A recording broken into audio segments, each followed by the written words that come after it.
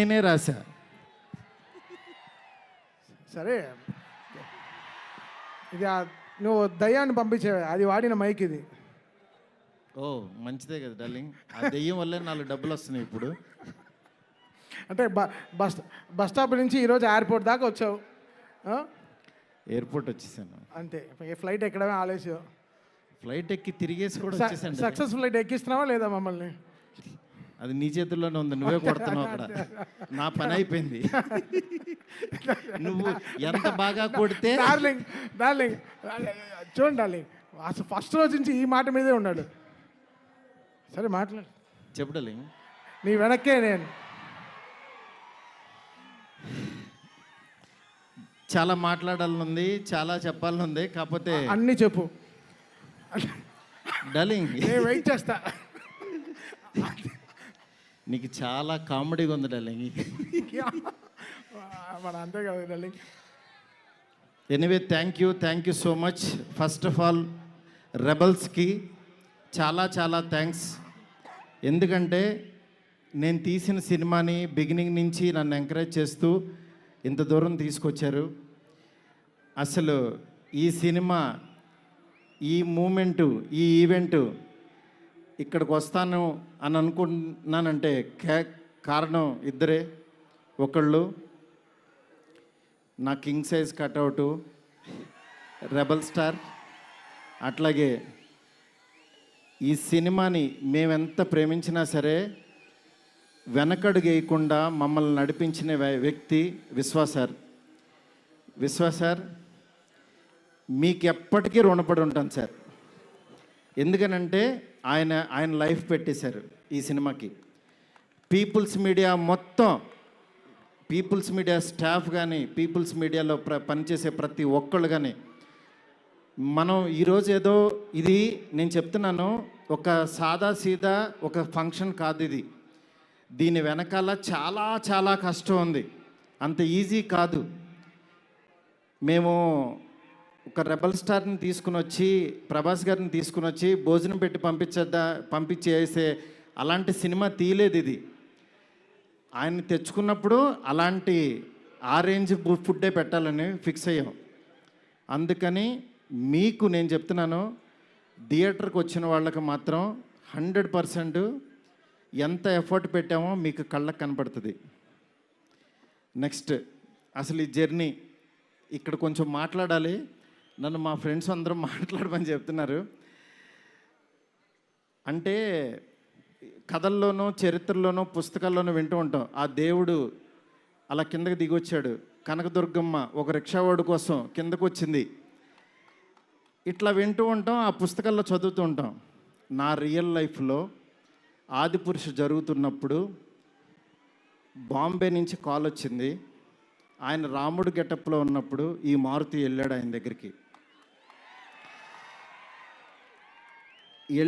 వెళ్ళిన తర్వాత అలా మా పరిచయం స్టార్ట్ అయింది. ఆయన ఆ రోజు బాగా నవ్వించానని అనుకున్నాను. కానీ ఆయన అంటే ఆయనకు అసలు అవసరం లేదు. ఎందుకంటే బాహుబలి హీరో. కాశ్మీర్ వెళ్ళినా, ఆఫ్రికా వెళ్ళినా, ఇంకెక్కడికో మసైబారా అని ఏదో మారుమూల గ్రామం సౌత్ ఆఫ్రికాలో ఎక్కడో వెళ్ళాం. వెళ్తే నేను ఫిల్మ్ డైరెక్టర్ని అన్నా. అవునా అన్నాడు, పైనుంచి కింద చూశాడు. నా హీరో ఎవరో తెలుసా అన్నా. అంటే ఎవరని అన్నాడు. ప్రభాస్ అన్న. ఓ బాహుబలి హీరోనా అన్నాడు. అంటే మసైబారాలో ఒక వేరే జాతి వాళ్ళకు కూడా తెలిసిపోయారు ఆయన. నిజంగా రాజమౌళి గారికి ప్రతి డైరెక్టరు చాలా చాలా చాలా రుణపడి ఉన్నాం. ఎందుకనంటే ఇవాళ పాన్ ఇండియా అని అందరూ కాల్ రేస్కి తిరుగుతున్నాం, కానీ ఒక వ్యక్తి లైఫ్ పెట్టేసి ఒక మీడియం రేంజ్ హీరోని ఒక పాన్ ఇండియాకి పరిచయం చేసి ప్రపంచానికి ఈరోజు ఒక పెద్ద కటౌట్ని నిలబెట్టారు ఆయన. నిజంగా మనం ఒక తెలుగు ఇండస్ట్రీకి ఈరోజు ఒక స్వర్ణయుగం లాంటిది. ఒక సుకుమార్ గారు, ఒక సందీప్ రెడ్డి వంగ,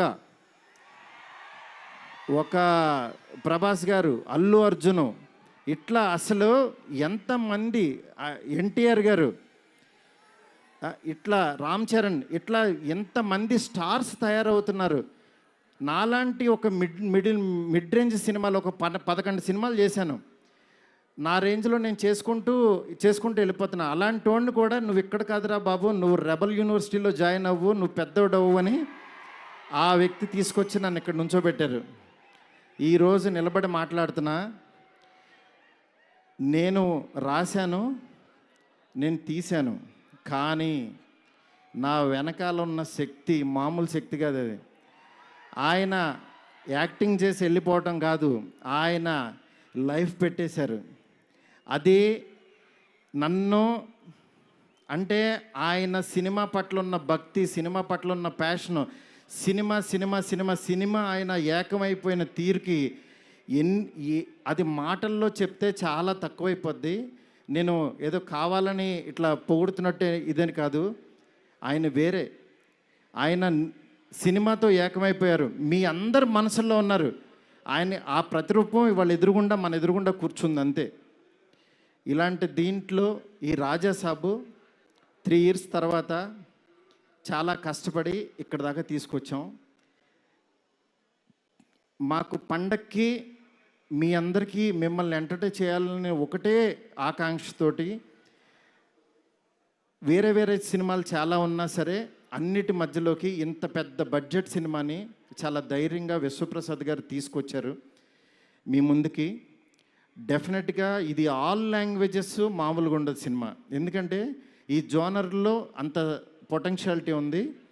నెక్స్ట్ ఈ జోనర్ నెక్స్ట్ లెవెల్కి తీయగలిగాం.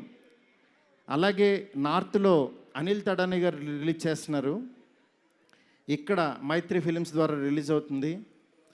ఈ సినిమా నేను చెప్తున్నాను, ఏదో నేను తీశానని కాదు, నేను ఒక ఆడియన్ లాగానే చూస్తా. ఎప్పుడైనా సినిమా తీసానో నా పని అయిపోయిందని బయటకు చూస్తా. కానీ ఈ సినిమాని యాజ్ ఏ ఆడియన్గా రోజు నేను తీసిన సినిమా వేరు, తర్వాత ఆర్ఆర్ చేస్తున్నప్పుడు చూస్తున్నాను ఒక్కొక్క రీలు. నిజంగా నేను తీసిన సినిమాకి నాకే కన్నీళ్ళు వచ్చినాయి. ఆయన పెర్ఫార్మెన్స్ చూసి ఫస్ట్ రీల్లోనే నేనే కూర్చుని ఏడ్చా. ఆయనకి మనోడు అలెక్సా లైట్స్ ఆఫ్ అని అంటాడు, అన్న తర్వాత నేను ఏడుస్తున్న సంగతి ఎవరికి తెలీదు. నిజంగా అంత గొప్ప పెర్ఫార్మెన్స్ని ఈ సినిమా కోసం ప్రాణం పెట్టిన ప్రభాస్ గారికి ఎంతైనా రుణపడి ఉంటాను. డార్లింగ్, మాటల్లో చెప్పలేను డార్లింగ్, నాకు ఏడుపు వస్తుంది డార్లింగ్ మిమ్మల్ని చూస్తే.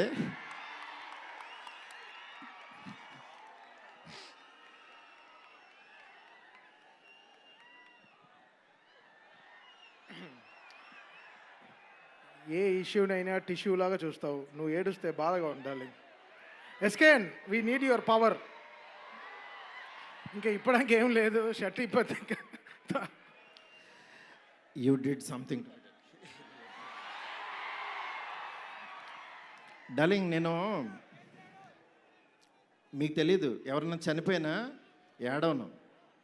ఎందుకంటే వెళ్ళి కాసేపు చూసుకుని చావు కామన్ కదా అనుకుని వచ్చేస్తూ ఉంటా జనరల్గా.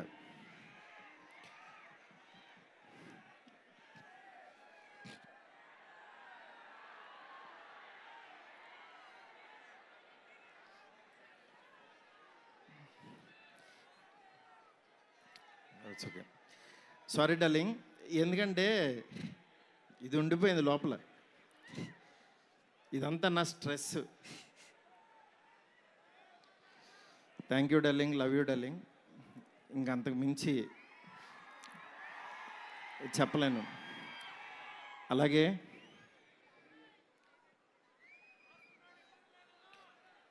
ఈ సినిమాకి మాలవిక, నిధి, రిధి ఒక్కళ్ళు కాదు, ప్రభాస్, సీనన్న, నెక్స్ట్ అట్లా ప్రతి ఒక్కళ్ళు చాలా ఎంత ఎఫర్ట్ పెట్టారు. Thank you so much. మీరు ఎదురుగుండా ఉంటే నా వాళ్ళకి కాదు.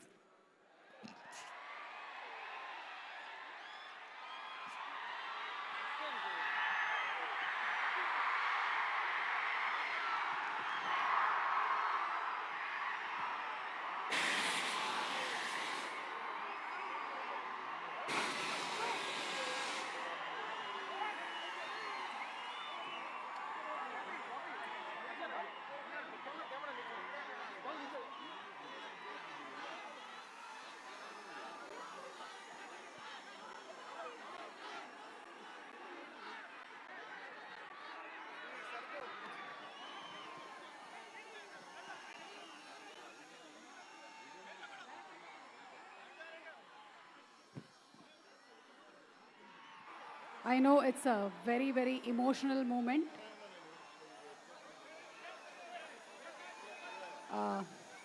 Maruti Garu, almost 3 years of journey, 3 years of friendship, 3 years of love. Thank 3 సంవత్సరాలు కష్టం బయటకు వచ్చింది.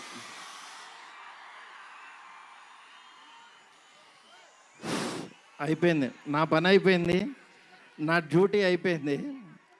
నేను చెప్తున్నాను, సినిమా చూడండి అంతే. సినిమా చూడండి. సినిమాలో మిమ్మల్ని ఎక్కడన్నా 1% డిస్సాటిస్ఫాక్షన్ చేసినా నా ఇంటి అడ్రస్ పెడతా, రండి. 1% రెబల్స్ కానీ, ఫ్యాన్స్ కానీ, ఫ్యామిలీస్ కానీ, ఈయన్ని ప్రేమించే ఎవరైనా సరే మమ్మల్ని డిసప్పాయింట్ చేసావు మారుతి అని అంటే, విల్లాన్ నెంబర్ 17 గుర్తుపెట్టుకోండి, కొండాపూర్లో ఉంటుంది, కొల్లా లగ్జూరియా, అక్కడికి రండి. ఇన్ని రోజులు మట్టి నేను ఈయన ఫోటోని ఇట్లా చూపిస్తూ ఉన్నాను కదా, ఇప్పుడు ఈయన్నే చూపిస్తున్నా. Vishwa sir, please come sir. People media factory అధినేత టీజీ విశ్వప్రసాద్ గారికి గట్టిగా చప్పట్లతో ఆహ్వానం పలుకుదాము. Raja Saab he is the man, producer. He is the man. మీరు చూస్తున్నారు ఈయన ఎంత ఎఫర్ట్ పెట్టారు. Thank you so much, thank you so much. And sorry మిమ్మల్ని